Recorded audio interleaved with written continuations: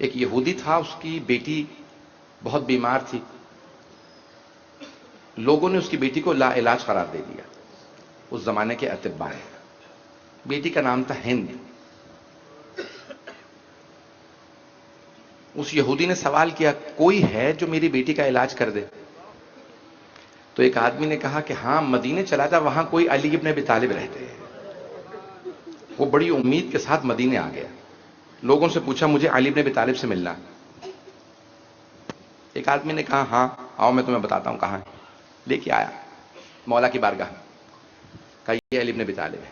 اس نے کہا یا علی، میں آپ کے ماننے والوں میں نہیں ہوں، یہودی ہوں، لیکن بڑی امید کے ساتھ آیا ہوں. میری بیٹی کو اطباء نے، طبیبوں نے، ڈاکٹروں نے لا علاج قرار دے دیا، اس کا علاج نہیں ہو سکتا. مجھے لوگوں نے آپ سے بڑی امید دلائی ہے، کیا میری بیٹی کا علاج ہو سکتا ہے؟ مولا نے اسے دیکھا اور ایک مرتبہ مسکرا کے اپنے خادم سے کہا جا کے میرے بیٹے حسین کو بلا لا. خادم گیا سید الشہداء کی بارگاہ اور کہا کہ مولا آپ کو آپ کے بابا علی بن ابی طالب نے بلایا.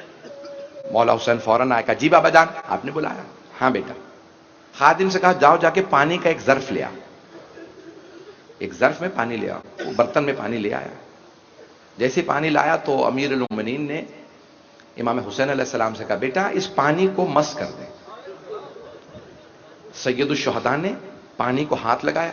جیسے ہی ہاتھ لگایا تو جناب امیر نے اس یہودی سے کہا اپنی بیٹی کے سر پہ یہ پانی ڈال دینا. اس یہودی نے پوچھا کیا ہوگا؟ کہا تمہاری بیٹی کو شفا مل جائے گی. اس یہودی نے پوچھا کیوں شفا مل جائے گی میری بیٹی کو اس پانی سے؟ مولا نے کہا کیونکہ میرے حسین نے مس کر دیا.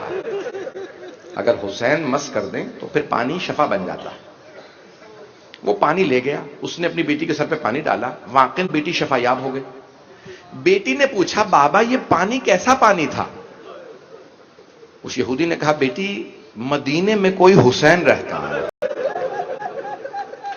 یہ پانی انہوں نے مس کیا تھا اس لیے آپ کو شفا مل گئی. اس بچی نے کہا بابا مجھے ایک مرتبہ حسین ابن علی سے ملوا دیں، اس حسین سے ملائیں جن سے یہ پانی مس ہوا تھا. اس یہودی نے کہا میرے ساتھ چلو. مدینے لے کے آیا. جب مدینے پہنچے تو مولا حسین کی زیارت کرائے. کہا یہ وہ حسین ہے جس کے ہاتھ سے مس ہوا پانی آپ کی شفا کا سبب بنا. اس بچی نے، اس خاتون لڑکی نے فوراً جناب سید الشہداء کو دیکھا. دیکھنے کے بعد کہا میں آپ پہ ایمان لے آئی، انی مؤمنۃ بک، میں آپ پہ ایمان لے آئی، میں یقین رکھتی ہوں کہ آپ حجت خدا، آپ کا مقام، اللہ نے آپ کو یہ مقام دیا. مولا نے کہا اگر تو مجھ پہ ایمان لے آئی ہے تو جا میری بہنوں سے کچھ سیکھ لے. وہ اٹھی ہند جناب زینب کے پاس آئے. کہا بی بی میں آپ کے بھائی پہ ابھی ابھی ایمان لائی ہوں، مجھے کچھ سکھا دیجیے. تو جناب زینب نے کہا اگر مجھ سے کچھ سیکھنا چاہتی ہے تو پردہ سیکھ لے. اس ہند نے کہا میں نے آج سے پردہ سیکھ لیا. اب تفصیل کا وقت نہیں ہے، مصائب کا پورا ماحول بن چکا کہ کیا ہوا، کیسے معاویہ اپنے بیٹے یزید سے بیعہ کے اس ہند کو شام لے گیا. ہند بہت خوبصورت تھی، معاویہ نے اپنے بیٹے سے شادی کی، لے گیا. چلی تو گئی شام، دمشق میں رہتی تھی لیکن ہر روز دعائیں مانگتی تھی پروردگارہ میرے مولا حسین سلامت رہے. اپنے مولا کی سلامتی کی دعائیں مانگتی، مولا کی نظر دلاتی، صدقہ دیتی، میرے مولا سلامت رہے، حسین سلامت رہے. ایک دن کچھ لوگوں نے ہند سے کہا ہند تیرے شوہر کے خلاف کچھ لوگوں نے بغاوت کی تھی، کربلا میں تیرے شوہر نے انہیں مار دیا باغیوں کو. ان باغیوں کے خانوادے آ رہے ہیں، باغیوں کی بہنیں، ان کے خاندان، بیٹیاں، ازواج، سب کے سب یہاں آنے والے. ہند نے کہا اچھا میں بھی دیکھنا چاہتی ہوں کہ باغیوں کا خاندان کیسا ہے. کہا کہاں پہ آئیں گے؟ کہا پہلے بازار میں لائے جائیں گے، بازار سے پھر دربار میں لائے جائیں گے. ہند نے کہا دربار میں آ جاؤں گی، بازار نہیں جاؤں. کیوں بازار نہیں جائے گی؟ میں پردہ دار خاتون ہوں، میں بازار نہیں جاؤں گی. اگر برداشت کر پائے آپ. کہ میں پردہ دار خاتون ہوں، بازار نہیں جاؤں گی، دربار میں آ جاؤں گی، لیکن میری دو شرائط ہیں.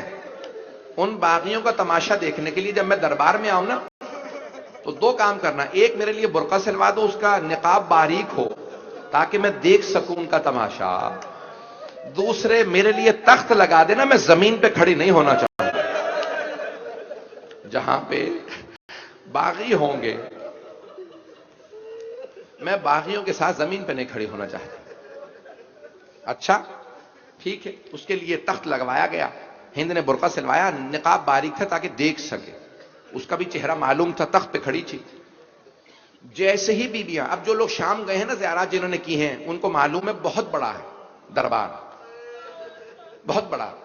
جس دروازے سے بازار سے بیویاں آئیں نا, پچھلا دروازہ ہے, یزید اوپر بہت بلندی پہ بیٹھا تھا, تخت پہ ہند کھڑی تھی, دربار میں 700 کرسی نشیں تھے. جیسے بیویاں داخل ہوئی جناب زینب کی نظر ہند پہ پڑ گئی.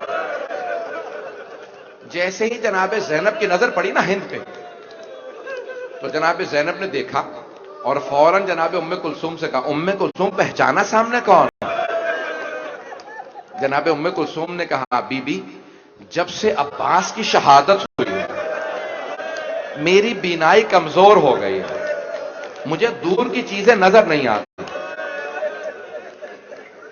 جناب زینب نے کہا, ام کلثوم ذرا غور سے دیکھو, سامنے ہند کھڑی ہے. جناب ام کلثوم نے پوچھا, بی بی کون سی ہند؟ وہ ہند جسے ہم نے پردہ سکھایا تھا.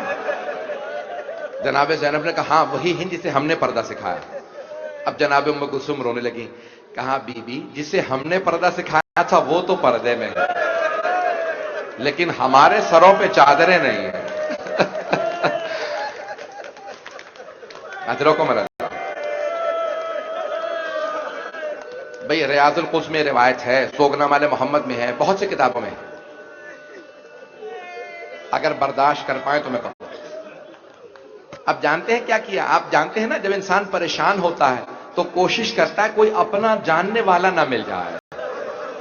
اگر انسان کو کوئی جاننے والا مل جائے تو زیادہ شرمندگی ہوتی ہے, ارے اس حالت میں یہ بھی مل گیا. اب بیویوں نے کیا کیا, کہیں ہند کا سامنا نہ ہو جائے. اب سر جھکا کے بیویاں گزر رہی ہیں, ہند کے سامنے سے سر جھکا کے گزر رہی ہیں. جیسے ہی سر جھکا کے گزر رہی تھی نا, ہند کے تخت کے سامنے جیسے پہنچی, ہند نے روکا اور روک کے سوال کیا جناب زینب سے, کیونکہ سب سے آگے جناب زینب تھی. سوال کیا, من ای بلاد انتم, آپ لوگ کون سے شہر کے رہنے والے؟ روایت کے الفاظ ہیں, جناب زینب نے سر نہیں اٹھایا, سر جھکائے جھکائے کہا, نحن من بلاد المدینہ, ہم لوگ مدینے شہر کے رہنے والے. روایت کے الفاظ ہیں, فوراً ہند تخت سے اتری زمین پہ آ گئے. اب جناب زینب سے رہا نہ گیا, فوراً پوچھا کیا بات ہے, تم تخت سے اتر کے زمین پہ کیوں آ گئی ہو؟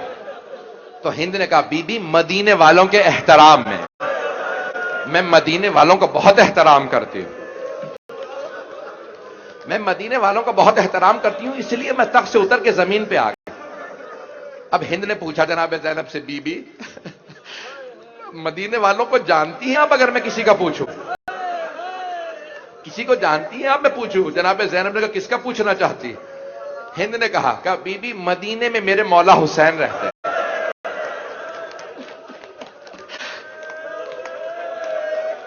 جیسے ہی جناب زینب نے نام سنا نا امام حسین کا, کہ میرے مولا حسین رہتے ہیں, جناب زینب کے آنسو بہنے لگے. بی بی کے آنسو بہ رہے تھے, لیکن بی بی نے سر نہیں اٹھایا, سر جھکائے جھکائے کہا, اور کس کا پوچھنا چاہتی ہے؟ ہند نے کہا, بی بی مدینے میں میرے مولا حسین کا ایک بیٹا ہے, بہت خوبصورت ہے, نام علی اکبر ہے, ہم شکل پیغمبر ہے. میرے بھائی برداشت نہیں کر پا رہے, جناب زینب کے آنسو اور تیزی سے بہنے لگے. بی بی نے کہا, اور کس کا پوچھے گی؟ کہا, بی بی میرے مولا کا ایک اور بیٹا, نام سجاد ہے, عبادت کا پیکر ہے, بہت وجیح ہے, بہت جلال والا. ایک مرتبہ جناب زینب نے کہا, اور کس کا پوچھنا چاہتی ہے؟ ہند نے کہا, بی بی میرے مولا کا ایک بھائی ہے, نام عباس ہے, غیرت کا پیکر ہے, بہت خوبصورت ہے. جناب زینب اب تک تو سن رہی تھی, آنسو بہ رہے تھے. اب جناب زینب سے رہا نہ گیا. ایک مرتبہ کا, ہند کیا اپنے مولا کی بہنوں کا نہیں پوچھے گی؟ میری طرف دیکھیے گا سارے. جیسے ہی جناب زینب نے کہا نا, ہند کہ اپنے مولا کی بہنوں کا نہیں پوچھے گی؟ ہند نے کہا خبردار بی بی، ان کے نام نہ لینا، وہ علی کی بیٹیاں، وہ نبی کی نواسیاں،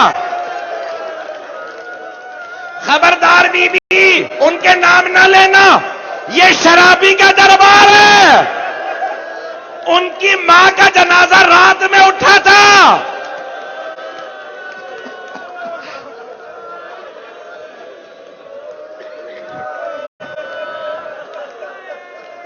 ایک مرتبہ جناب زینب نے سر اٹھایا، سر اٹھا کے کہا ہند غور سے دیکھ، میں زینب ہوں، یہ میرے ساتھ ام کلثوم، وہ رقیہ، وہ رباب، وہ سکینہ۔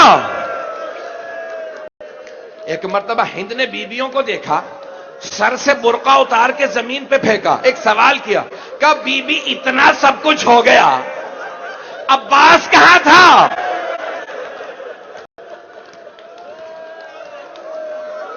جناب زینب نے کہا ہند ذرا غور سے دیکھ، وہ جو سامنے سر رکھے ہیں نا، پہلا سر حسین کا، اس کے ساتھ سر علی اکبر کا، وہ ساتھ میں سر عباس کا، وہ جو زمین پہ قیدی بیٹھا ہے نا وہ سید سجاد ہے، وہ بچہ محمد باقر ہے۔